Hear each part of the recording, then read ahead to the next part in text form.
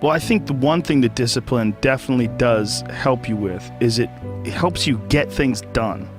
And when you get things done, when you actually do things, you have more success. But sometimes a big part of success is just not being fucking lazy and just doing it. Yeah. That's like 90% of it is just showing up. Get there and start working. Like, you're not gonna feel perfect every day. If I only worked out when I felt good, I'd be a fat fuck. Because there's a lot of days I don't want to do it. It's pretty much the same with everybody that actually gets good at something. There's got to be those days you push through, and they're probably going to be more numerous than the days you don't. And so the benefit of discipline in my eyes has always been that through discipline I get things done. I always say that I'm like the most lazy disciplined person I know, because I don't want to do it. Yeah. But I always do. Every day I get up and run. Every single day. Because why? I hate that the most. You have to do something that sucks every day. Because why? Once you overcome the suck, now you're powerful. You've overcome yourself already. So now you're ready to battle. Life's about self-discipline. It is about self-discipline. We tend to do the things that are easy. And that is, it builds no mental toughness. It builds no mental hardening. It builds nothing. When you working out is where you can build that the fastest. Because it's a constant, it gives you instant feedback. You may not lose the weight you want to real fast, but the discipline it takes, it transfers over to all aspects of your life. When you look in the mirror, every morning we all look in the mirror to get ready to go to work, to go anywhere. The first thing you see is your reflection. If you don't like what you see in the morning, you lost the war already. It's not about even liking what you see. It's about looking in the mirror and you may start, man, I feel different. That reflection is not everything. It's a feeling you're supposed to get. So you have to, in life, once you leave your house, the war begins. In your house, you have some control. And that reflection in the mirror, you have to control that reflection in the mirror. That's how you start your day. If you leave your house feeling like, okay, I can fight. I've established the mentality to fight. And all that comes from working out. It's not just from, you can't find that in the office. I always say that discipline is the root of all good qualities. But you have to absolutely apply it. It's working out every day, making yourself stronger and faster and more flexible and healthier. Discipline is eating the right foods to fuel your system. It's about disciplining your emotions so you can make good decisions. It's about having the discipline to control your ego so your ego doesn't get out of hand and control you. It's about treating people the way you would want to be treated. And doing the tasks that you don't necessarily want to do, but that you know will help you. It's about facing your fears. It takes discipline to face your fears so you can conquer them. And that's what discipline is. Discipline means taking the hard road, the uphill road, to do what's right for yourself and for other people. The discipline can seem like it's your worst enemy. But the reality is, discipline is your best friend. It will take care of you like nothing else can. And it'll put you on that path. The path to strength and health and intelligence and happiness. And most importantly, it'll put you on that path to freedom. One of the things you said in the book, which is really fascinating, was the repetition created discipline. Mm-hmm. What did you mean by that?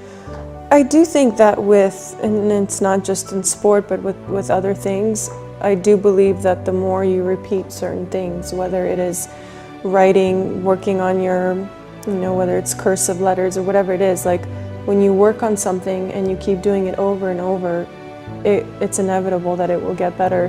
And by that, you're creating this feeling of repetition, which leads to discipline. Like, you know, you can do it over and over again. And that's one of my first coaches, Robert Lansdorp, who I speak about in the book. Like, that was his philosophy. What he gave me is that feeling that I could hit the ball from any part of the court and feel like I could do it with closed eyes and make it and know exactly where it's going.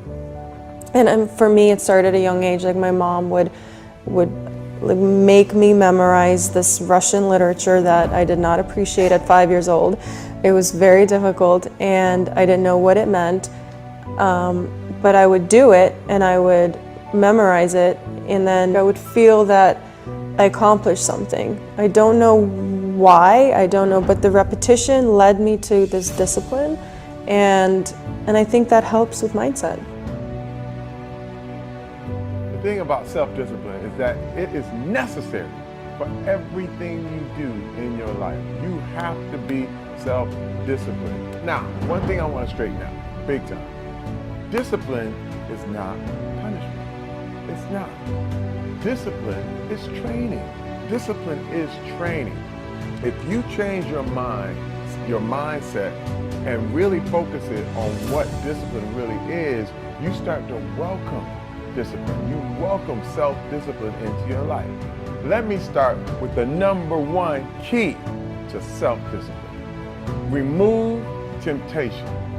You must remove temptation if you are going to have self-discipline. I'm trying to say, if you are trying to lose weight, if you are trying to get better, if you are trying to do things in a good way, you have to remove the temptation. Me, I had a problem with pornography years ago. And now, it's one of those things that I had to eliminate temptations. I had to eliminate things that I felt would trigger me and get me back going on the wrong path. I find that there were times like Friday night is when I felt like that was the time to view pornography. You know why?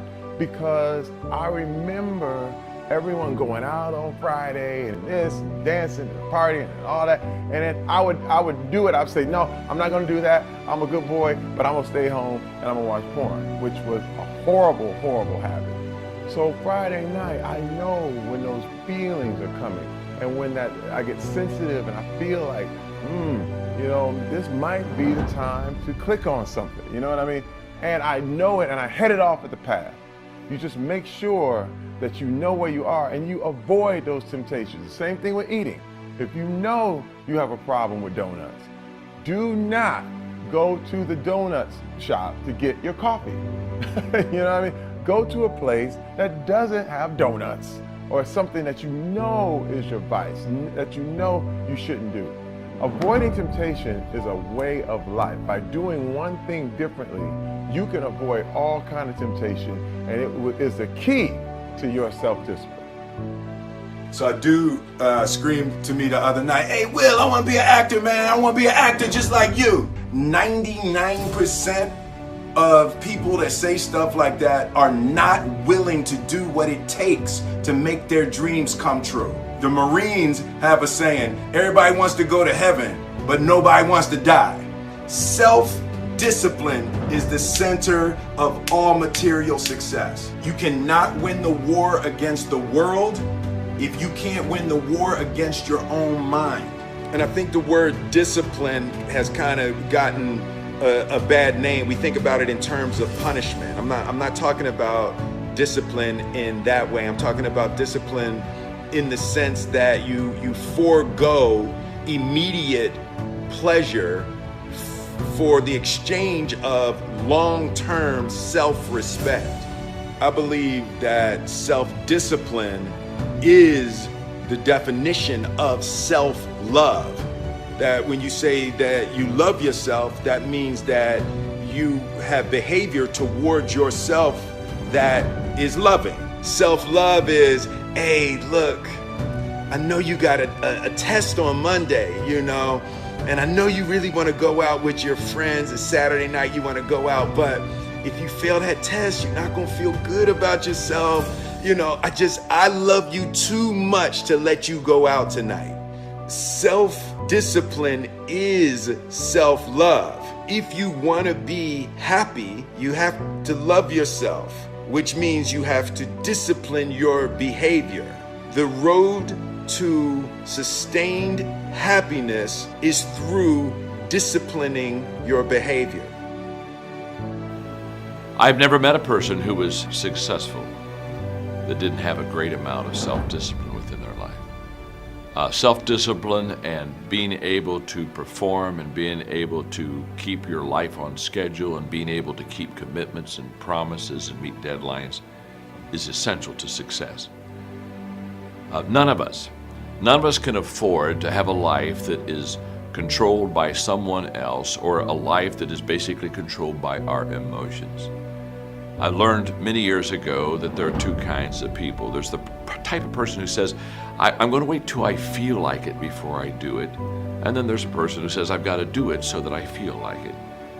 One will never get anything done because they're still waiting to feel the moment to move. And the other person says, no, I need to move, and then I will begin to feel the moment. Self-discipline is essential in your life and in my life if we're going to get things done.